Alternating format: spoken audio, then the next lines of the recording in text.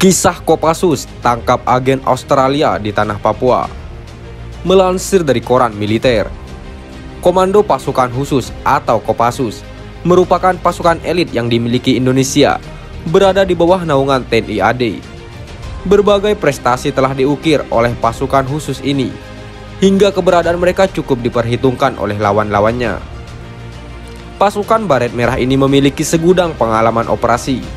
Salah satunya adalah sebuah kisah saat sebuah regu Baret Merah berhasil menangkap agen yang diduga sebagai pemasok senjata ke Organisasi Papua Merdeka atau OPM melalui Papua Nugini.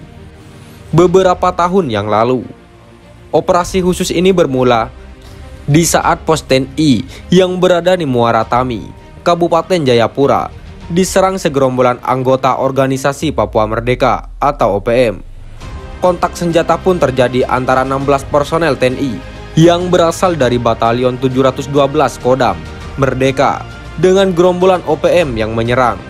Alhasil seorang anggota OPM tewas tertembak, mayatnya ditinggal lari oleh rekannya.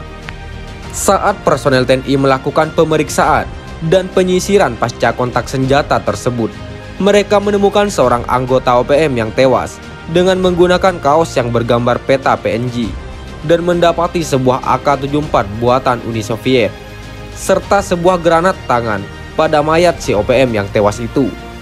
Senapan dan granat tersebut ditemukan dalam keadaan masih baru. Penemuan sepucuk senapan dan granat baru itu menimbulkan berbagai pertanyaan. Dari mana OPM bisa memperoleh senjata baru itu? Siapa yang memasok senjata tersebut?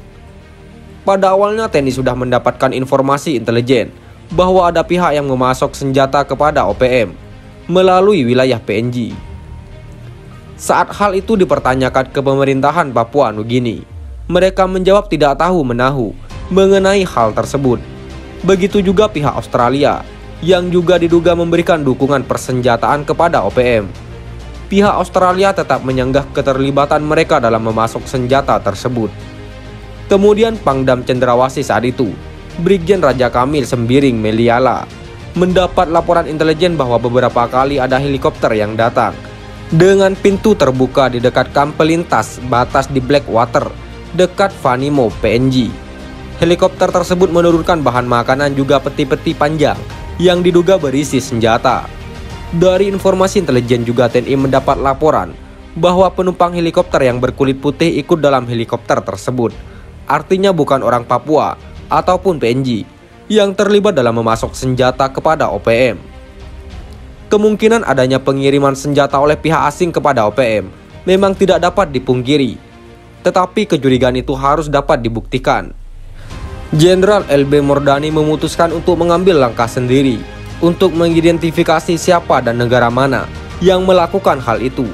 Langkah yang diambil Jenderal LB Mordani ialah dengan cara menyusupkan pasukan komando masuk ke wilayah PNG tanpa permisi ataupun diketahui oleh otoritas PNG. Tugas tersebut kemudian dipercayakan kepada Satuan Kopassus yang dipimpin oleh Mayor Infanteri Prabowo Subianto. Sasaran mereka adalah suatu lokasi di wilayah PNG, sekitar 50 km dari tapal batas perbatasan dengan Indonesia. Pasukan ini berangkat dari Jayapura dengan helikopter, kemudian sampai di suatu tempat dan melanjutkan misi dengan perahu karet agar tidak terdeteksi otoritas PNG. Perjalanan dini hari yang dilakukan dengan menggunakan perahu karet menuju lokasi sasaran terhadang oleh besarnya ombak di perairan PNG, hingga membuat seorang anggota Kopassus terluka cukup parah. Untuk mempertahankan perahu dari terjangan ombak, akhirnya Satuan Kopassus ini berhasil sampai di titik pendaratan dan langsung bergerak menuju lokasi sasaran. Pasukan komando ini segera mencari tempat-tempat yang dicurigai sebagai lokasi penimbunan pasokan senjata, tetapi hasilnya nihil. Tugas operasi belum selesai, mereka harus bisa mendapatkan bukti seperti perintah dari Jakarta. Mereka pun melanjutkan operasi khusus tersebut setelah menunggu selama 2 hari 2 malam. Akhirnya mangsa yang ditunggu pun muncul dengan cara sembunyi-sembunyi. 2 orang kulit putih muncul dari balik rimbunnya hutan PNG.